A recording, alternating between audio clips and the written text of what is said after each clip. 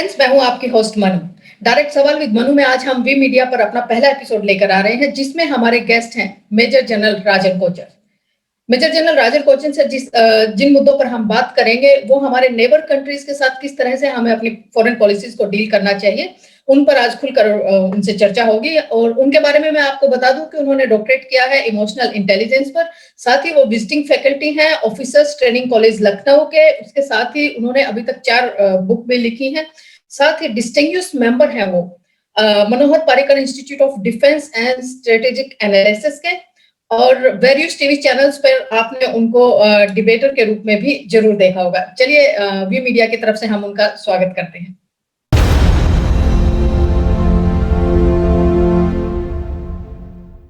Major general राजन कोचर जी, आपका हमारे show direct सवाल विद मनु में स्वागत है। Thank you, Manju ji, and I would like to thank V Media for giving an opportunity to discuss this very important subject, आज हम जिसके बारे में बात करेंगे। जनरल साहब, मेरा पहला सवाल है, आपने डॉक्टरेट किया है इमोशनल इंटेलिजेंस पर, तो सबसे पहले तो मैं यही जानना चाहूंगी कि इमोशनल इंटेलिजेंस किस तरह से हमारे फोर्सेस के बीच काम करता है। देखिए, सोल्जर के लिए इमोशनली स्टेबल होना, बिकॉज हमारी लाइफ में ऐसे सिचुएशंस में हम आते हैं जहां पे हमको क्राइसिस को मैनेज करना होता है, और उसमें एक stable emotional mind correct decisions ले सकता है क्राइसिस के टाइम पे। और इसीलिए हमने अपने माइंड को मजबूत और ट्रेन करके ऐसे रखना है कि हम क्राइसिस सिचुएशन में अपने आप को स्टेबल रख सके। और क्योंकि हम लीडर्स हैं और हमारे जवान हमको फॉलो करते हैं, तो अगर लड़ाई के टाइम पे भय हो या फियर हो, वो सामने नहीं आना चाहिए। बिकॉज ह्यूमन बीइंग्स हैं, सारे इमोशंस होते हैं हर एक ह्यूमन बीइंग्स में, और फियर, पेन, हैप्पीनेस, सॉरो, ये सारे एक पहलू हैं इमोशंस के। तो हम as a leader, emotional intelligence हमको मजबूत करता है कि हम अपने इमोशंस को अपने में रखें और उसको जाहिर ना होने दिए अपने जवानों को, सो दैट उनका जो मोराल है वो हमेशा ऊपर है। मेजर साहब, मेरा सेकंड जो क्वेश्चन है वो है कि भारत के खिलाफ चीन और पाकिस्तान की पॉलिसी किस तरह की रहेगी, आप इसको किस तरह से देखते हैं? देखिए, you can't choose your neighbours, बोलते हैं ना ऐसे। अब जैसे हमारे नेबर हैं, हमको उनके साथ रहना है, और अगर वो हंसी खुशी हमारे साथ रहना चाहते हैं, एक अच्छे एनवायरनमेंट में और एक अच्छे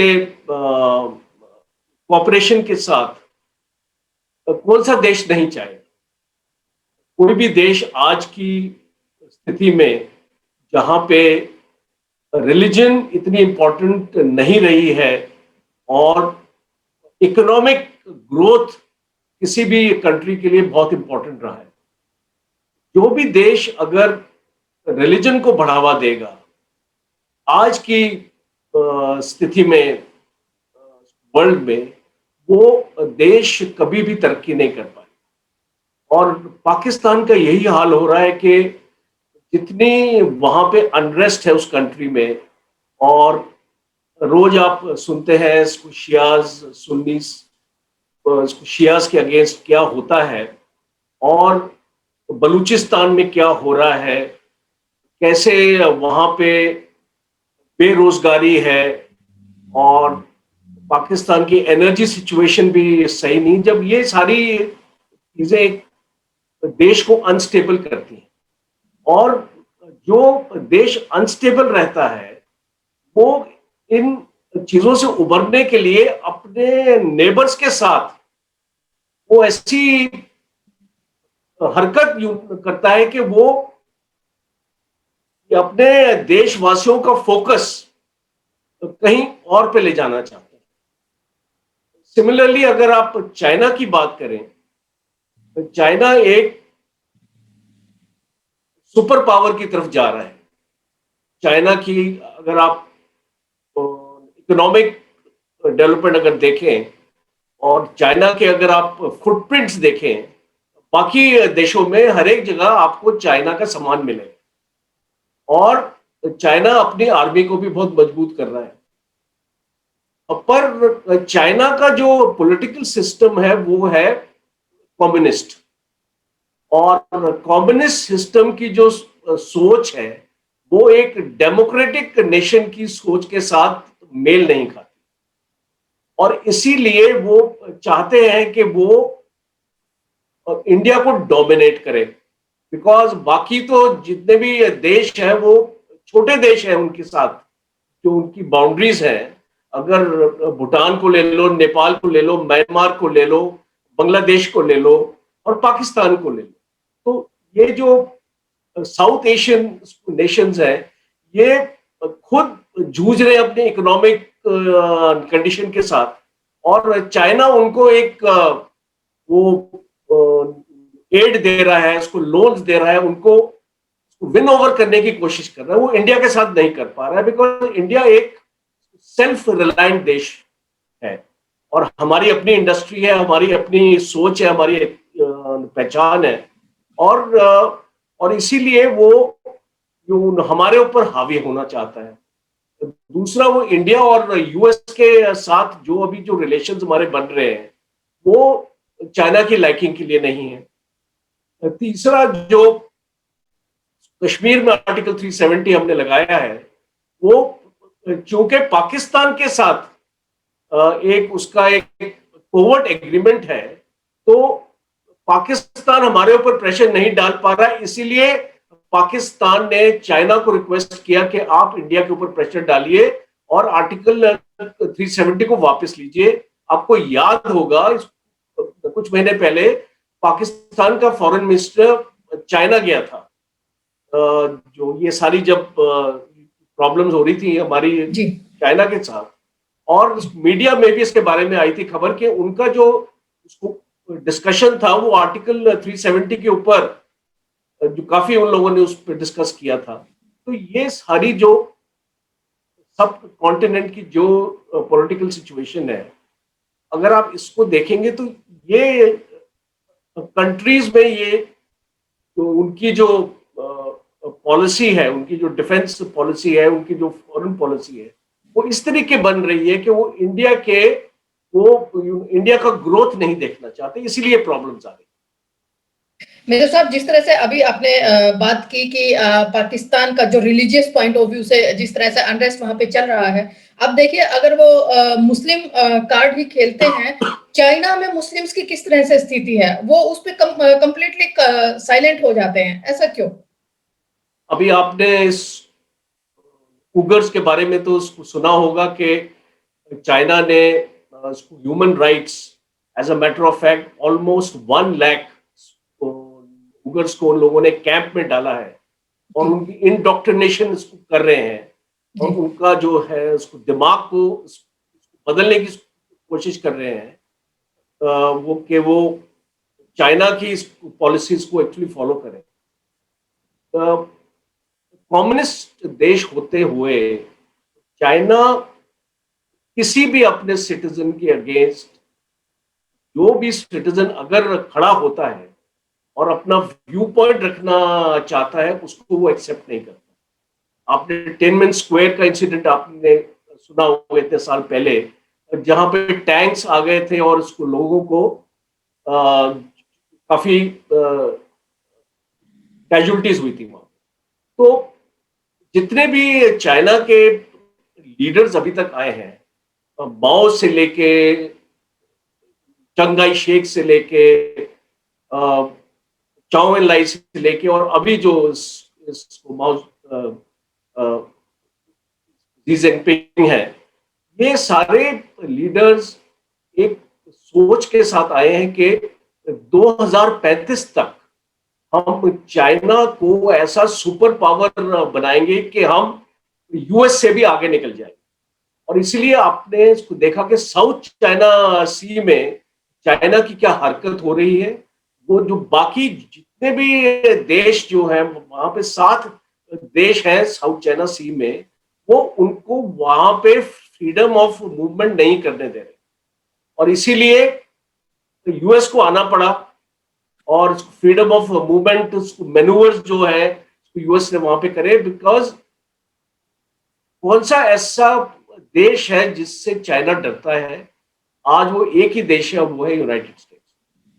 और इसीलिए जहां पर भी चाइना के अंदर कोई भी अगर खड़ा होगा और सेंट्रल लीडरशिप की पॉलिसी के अगेंस्ट बोलेगा, वो खत्म हो जाए। सोच ये है उस देश की। जनरल साहब, जिस तरह से चीन वापस जा रहा है और उधर पाकिस्तान भी मियांवाली में अपने एयरबेस को अपग्रेड कर रहा है, क्या कहीं कुछ और होने की संभावना नजर आ रही है आपको? तो देखिए, मीडिया न्यूज तो एक सेंसेशन हर एक चीज को बना देती है। अब राफेल आने के बाद पाकिस्तान की जो एयरफोर्स है उसके ऊपर काफी फर्क पड़ा है। बिकॉज पाकिस्तान के पास स्टेल्थ फाइटर नहीं है। उसका जो F-16 है प्लेन, वो पाकिस्तान का स्टेट ऑफ द आर्ट और सबसे अच्छा हवाई जहाज है। वो अब जब हमारे पास सुखोई है, हमारे पास मिराज थे, तो वो F-16 का मुकाबला कर सकते हैं। पर राफेल के आने के बाद गेम में चेंज आ गया और पाकिस्तान इसीलिए चाइना की मदद से अपने जो एयरफील्ड्स को अपग्रेड कर रहा है। बिकॉज चाइना के पास राफेल के मुकाबले का एयरक्राफ्ट है। जो उनका जो G20 एयरक्राफ्ट है वो उसको राफेल के मुकाबले का है, पर वो पाकिस्तान के पास नहीं है। और इसीलिए अगर आप ये जितने भी एयरफील्ड्स आप देख रहे हैं, मैं आपको उसको बताना चाहूंगा इस आपके चैनल के माध्यम से कि राफेल का जो रीच है वो है 3,700 किलोमीटर। तो आप देख सकते हैं कि वो पाकिस्तान के किसी भी हिस्से में स्ट्राइक कर सकते हैं। और जो उसकी मिसाइल्स का स्टैंड ऑफ रेंज है वो है 100 किलोमीटर्स बियॉन्ड विजुअल रेंज। इसका मतलब है कि हम टारगेट को उसको देखे बिना उसको खत्म कर सकते हैं। तो अगर एक ऐसी काबिलियत एक देश में आ जाएगी तो दूसरा देश तो बौखला जाएगा। और वो इसीलिए अपने जो एयरफील्ड्स को अपग्रेड कर रहा है कि वो F-16 को बॉर्डर के पास ला सके। बिकॉज ये जो मियांवाली है अभी जो उसमें इतनी काबिलियत नहीं है, तो उसको इंप्रूव कर रहा है वो अपने एयरफील्ड को कि वो अपने फाइटर एयरक्राफ्ट को स्टेज फॉरवर्ड कर सके। जनरल साहब, सीपैक पर चाइना की रणनीति क्या रहेगी? पाकिस्तान में सीपैक पर उसने इन्वेस्ट भी लगभग बंद ही कर दिया है। पर एब्सोल्यूट राइट। एक बहुत ही एम्बिशियस प्रोजेक्ट जो स्टार्ट हुआ था, ये 2015 में अनाउंस किया था। आज इसको 6 साल होने को आए हैं। 3,000 किलोमीटर का ये रूट है जो कासगढ़ से शुरू होता है चाइना में, और काराकोरम हाईवे जो है उसका 1300 किलोमीटर, और ग्वादर में वो खत्म होता है पोर्ट में। 45 बिलियन US$ इसमें चाइना ने इन्वेस्ट किया है और 2030 तक ये प्रोजेक्ट को कंप्लीट होना है। तो प्रॉब्लम आ रही है 2 एरियाज में। एक है काराकोरम हाईवे जो पाक ऑक्युपाइड कश्मीर के थ्रू जाता है, और वो वनरेबिलिटी है बिकॉज वहां पे इंडिया स्ट्राइक कर सकता है।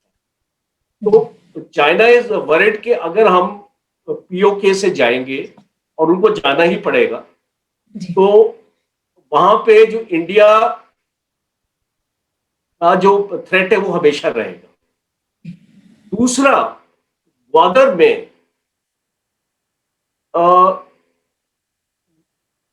वहां की जो लोकल पॉपुलेशन है वो इस प्रोजेक्ट के अगेंस्ट है, क्योंकि वहां पे लोगों ने, चाइनीज ने पूरे एरिया का कब्जा किया हुआ है।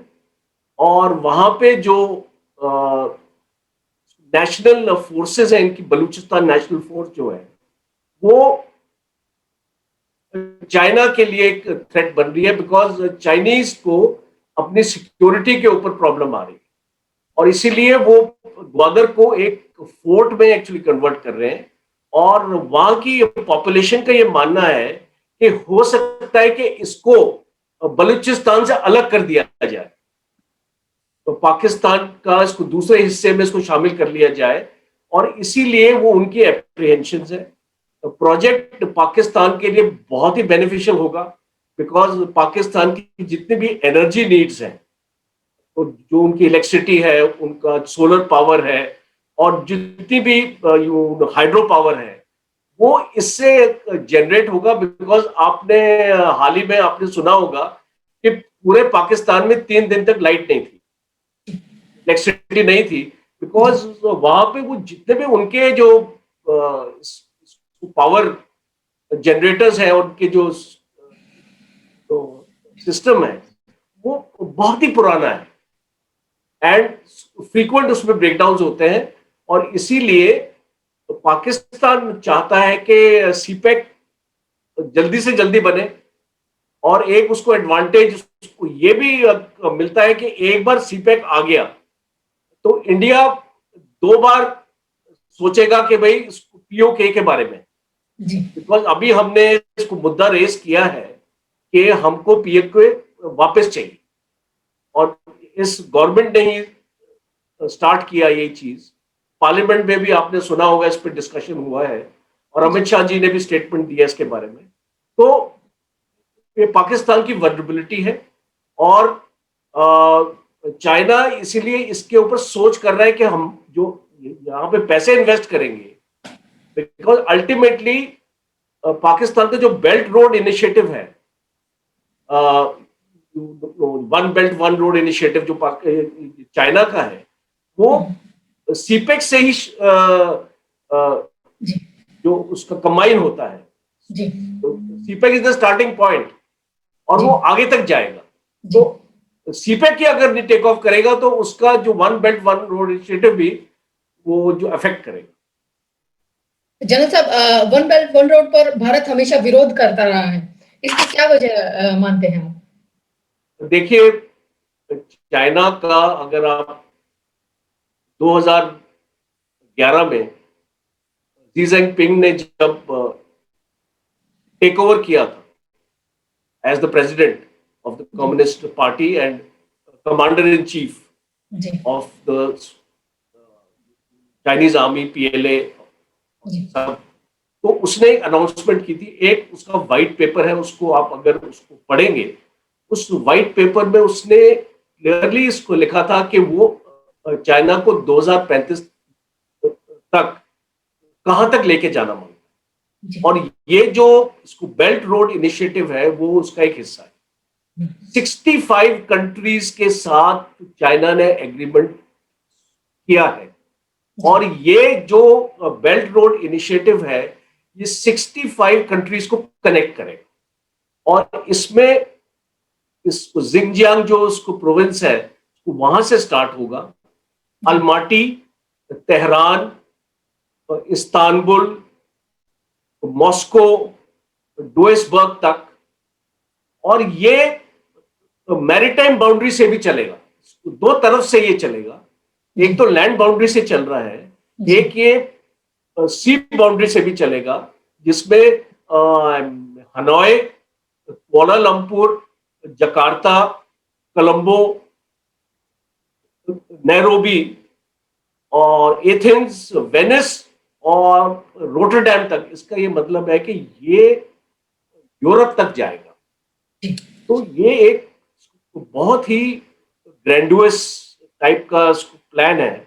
और इंडिया की ऑब्जेक्शन क्या है, जो आपका क्वेश्चन है, जी इंडिया की ऑब्जेक्शन है कि ये स्कॉर्पियो केस के टूट जाता है जी और वो एक डिस्प्यूटेड लैंड है, और इसीलिए इंडिया इसको एक्सेप्ट नहीं कर रहा है कि हमारे साउथ ईस्ट एशिया में India is the only country which has not sign for BRI। जी बांग्लादेश ने साइन कर दिया, श्रीलंका ने साइन कर दिया है, नेपाल ने साइन कर दिया है, भूटान तो कोई रिलेशन ही नहीं है जी जी चाइना के साथ, और वो एक्चुअली मैटर भी ज्यादा नहीं करता है चाइना के लिए। जी तो हमारी ऑब्जेक्शन है कि आप इसको एक डिस्प्यूटेड टेरिटरी के थ्रू क्यों ले जा रहे हैं, जब इस टेरिटरी का फैसला ही नहीं हुआ है और इसमें हमारा क्लेम है। तो आप उस एरिया में एक दूसरे देश में जाके कैसे ऐसे काम अपना कर सकते हैं जो एक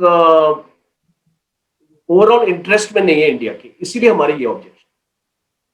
जनरल साहब, फेटफ की मीटिंग चली रही है, आपको जिस तरह से पता ही है अभी, और कुछ दिन पहले मीडिया में ये रिपोर्ट भी आई थी कि जून तक तो पाकिस्तान को ग्रे लिस्ट में रखा ही जाएगा, लेकिन अब कल फिर एक मीटिंग होनी है।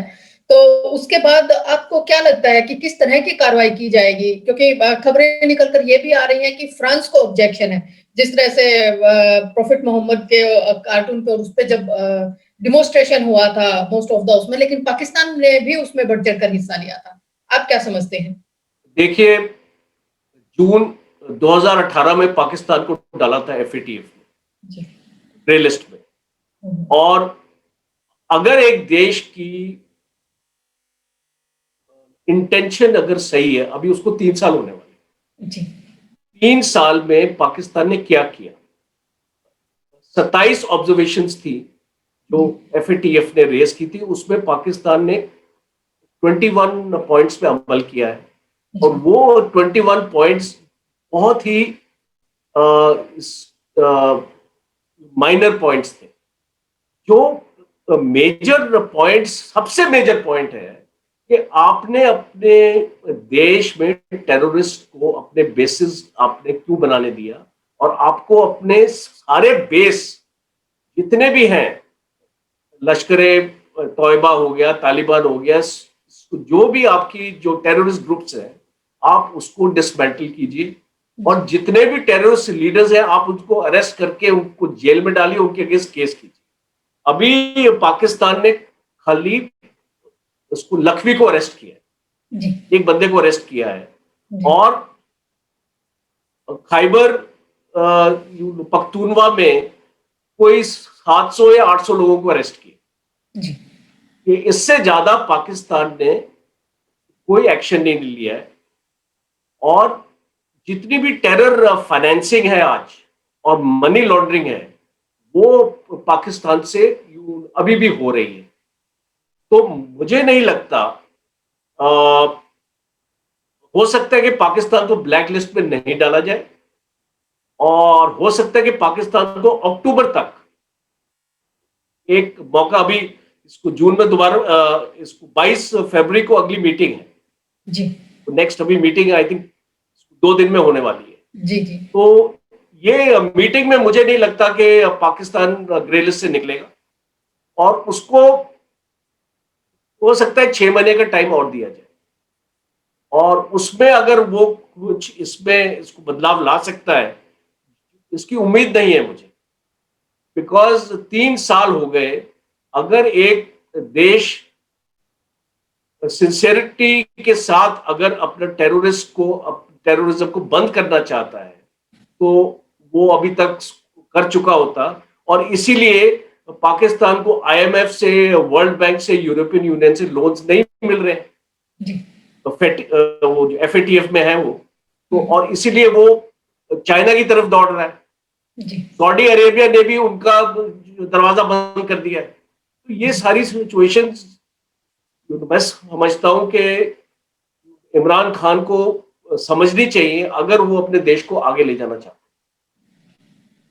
जनरल साहब, आपको ऐसा नहीं लग रहा है कि जिस तरह से फैटफ उन्हें टाइम देता रहा है, कभी 6 महीने 8 महीने, अभी तो वो डायरेक्ट सीधा एक्शन लेने में क्या कहीं कुछ हेजिटेट फील कर रहे हैं कि ब्लैक लिस्ट में डाला जाए, या क्या है इस पे? देखिए, ये सारा जो है ना जियो पॉलिटिक्स का खेल है। जी यूएस पाकिस्तान को पाकिस्तान पे डिपेंडेंट है अफगानिस्तान सिचुएशन की। जी आज यूएस पाकिस्तान के साथ दोबारा क्यों बातचीत कर रहा है, दोबारा अपने इसको रिलेशंस को बेहतर क्यों कर रहा है? बिकॉज यूएस अफगानिस्तान से निकलना चाहता है जी। और ट्रंप ने डिसीजन लिया है, हम्म, इसको रिव्यू किया जा रहा है। बिकॉज मुझे ऐसा लगता नहीं है कि बिडेन एडमिनिस्ट्रेशन ये एक इतना इसको जल्दी ऐसा ये फैसला लेगा। बिकॉज अगर वो ये फैसला लेगा, वो पूरे वर्ल्ड के लिए वो एक अफगानिस्तान एक नासिर बन जाए। तो इसीलिए तो पाकिस्तान की उसको जरूरत है, बिकॉज तालिबान को पाकिस्तान सपोर्ट कर रहा है और तालिबान के जितने भी बेसिस है वो पाकिस्तान में है। यूएस ने अफगानिस्तान में सारे तालिबान के बेसिस को टारगेट किया है। पाकिस्तान में क्यों नहीं टारगेट किया? वो इसी वजह से कि वो पाकिस्तान के अपने अपने साथ अपना रखना चाहता है, पाकिस्तान को अपने अगेंस्ट नहीं करना चाहता, और इसीलिए ये जो एफएटीएफ में इतना पाकिस्तान को मौका मिल रहा है।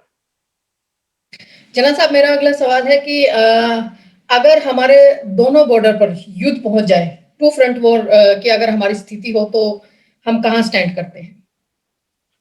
देखिए, ये जो टू फ्रंट वॉर जो है ये एक रियलिटी बन गया है। अब जो भी हमारे स्ट्रेटेजिक थिंकर्स हैं हमारे कंट्री में, उन लोगों ने इसको पहले तो हम सोचते थे कभी नहीं होगा ये, बिकॉज हमारी नॉर्दर्न बॉर्डर पे चाइना के साथ इतनी फौज भी नहीं थी। पर अभी हमने देख लिया एक साल में कि जैसे चाइना पाकिस्तान में अपने बेसिस बना रहा है और पाकिस्तान आर्मी के साथ एक्सरसाइजेस कर रहा है और तालमेल उनका बढ़ गया है, उनकी जो डिफेंस एग्रीमेंट्स भी साइन हो गई हैं, तो हमको ऐसे लगता है कि ये पॉसिबिलिटी। और अगर चाइना कोई हरकत करता है हमारे साथ, तो उसमें पाकिस्तान भी अपना एक फ्रंट खोल देगा। और इसीलिए हमारा जो वॉर फाइटिंग का कॉन्सेप्ट है, हम उसको बदली कर रहे हैं। तो ज्यादा मैं इसके बारे में आपको जानकारी नहीं दे सकता बिकॉज ये क्लासिफाइड है, पर मैं आपको इतना बता सकता हूं कि एक हमारा एयर डिफेंस कमांड आ रहा है नया, एक हमारा साइबर डिफेंस कमांड आ रहा है नया। तो हम ये जितने भी वॉर फाइटिंग स्ट्रेटेजिक लेवल पे हम अपने ऑर्गेनाइजेशन स्ट्रक्चर में बदलाव ला रहे हैं। दूसरा, हमारा जो इक्विपमेंट प्रोफाइल है वो भी बदली होगा टाइम आते हुए। और आप देखेंगे कि हमारे पास S-400 जो मिसाइल सिस्टम आ रहा है रशिया से, वो भी एक गेम चेंजर होने वाला है। और एक एयर डिफेंस का ऐसा अम्ब्रेला हो जाएगा हिंदुस्तान के ऊपर कि कोई भी मिसाइल चाइना या पाकिस्तान की हमारे देश के अंदर प्रवेश नहीं कर पाए। एक ऐसा बेहतरीन एयर डिफेंस कवर आएगा हमारे पास, और इसीलिए हम लोग इसके बारे में अभी काफी सोच ऑलरेडी इस पे हो चुका है और इस पे एक्शन भी चल रहा है। जनरल साहब, मेरा आखिरी सवाल है, तिब्बत और ताइवान पर हमें अपनी फॉरेन पॉलिसीज में क्या कुछ बदलाव करना चाहिए? मनु जी, मैं बहुत फोरम्स में और टीवी चैनल्स में मैंने इसके बारे में इसको जिक्र किया है, और ये मेरी खुद की सोच है। और मैं चाहता हूं कि इंडिया की पॉलिसी बदले, बिकॉज अभी टाइम आ गया है कि हमको ये नहीं सोचना है कि दूसरों को अच्छा लगे या बुरा लगे। जब वो देश हमारे बारे में नहीं सोचते, जब अपनी पॉलिसी बनाते हैं, जी वो अरुणाचल को उसको बोलते हैं कि वो उसका हिस्सा है। और उसको लिपू लेक भी आपने उसको सुना होगा कि उसको नेपाल को उकसाया गया, जी चाइना ने उकसाया नेपाल को लिपू लेक के बारे में, बोला कि वो उसको नेपाल का हिस्सा है। तो इसीलिए टाइम आ गया है ताइवान में अपना डिप्लोमेटिक मिशन लगाने का, और उसके साथ हमको अपने रिलेशंस और हमारा जो ट्रेड है वो उसके साथ उसको बढ़ाने का, और साथ साथ तिब्बत का इशू हमको यूनाइटेड नेशंस में रेस करना चाहिए दोबारा से, और उसमें हमको यूएस का सपोर्ट मिलेगा। ये सारी इसको चीजें तालमेल के साथ होंगी। अभी आपने इसको सुना होगा, एक क्वाड करके हमने एक इसको ऑर्गेनाइजेशन आई है, उसमें जापान है, उसमें ऑस्ट्रेलिया है, उसमें यूएस और इंडिया है। ये एक, और अभी इसको रिसेंटली हमारे जो एक्सटर्नल अफेयर्स के मिनिस्टर हैं जयशंकर जी, उनकी एक वर्चुअल मीटिंग भी हुई थी, चारों उसको देशों की मीटिंग हुई थी। और ये चाइना के लिए बिगेस्ट थ्रेट बनने वाला है ये जो अलायंस है। और अभी तो ये एक लिमिटेड वे में अलायंस है। टाइम के आते हुए आप उसको देखेंगे कि ये एक मिलिट्री अलायंस भी बनेगा और इकोनॉमिक अलायंस भी बनेगा। तो उसको दोनों उसको क्षेत्र में ये चीजें इसको आगे बढ़ेंगी, बिकॉज जब तक हम ये ऐसे अलायंसेस नहीं बनाएंगे तो भारत मजबूत नहीं हो सकता। और इसीलिए ताइवान को भी अपने साथ लेना है, फिलीपाइंस को भी अपने साथ लेना है, वियतनाम को भी अपने साथ लेना है, और ये जितनी भी कंट्रीज हैं जो साउथ चाइना सी की, हमने उनमें जो अपनी प्रेजेंस को बढ़ाना है और उनकी मिलिट्री को हमको और मजबूत करना है। जैसे कि आपने सुना होगा कि ब्रह्मोस मिसाइल इस वियतनाम को दी जा रही है जी तो ऐसे करके हमारा जो आकाश मिसाइल है अभी उसका भी एक्सपोर्ट हम इसको काफी अपनी कंट्रीज में करने वाले हैं। तो हमको अपने फुटप्रिंट्स हमको एक्सपैंड करने हैं और हमको अपने फॉरेन पॉलिसी में बदलाव लाना। मेजर जनरल कोचर साहब, वी मीडिया पर डायरेक्ट सवाल विद मनु में अपनी बेबाक राय रखने के लिए हम आपका थैंक्स करते हैं। और बहुत बहुत धन्यवाद जी शुक्रिया। Thank you very much. जय हिंद। जय हिंद सर।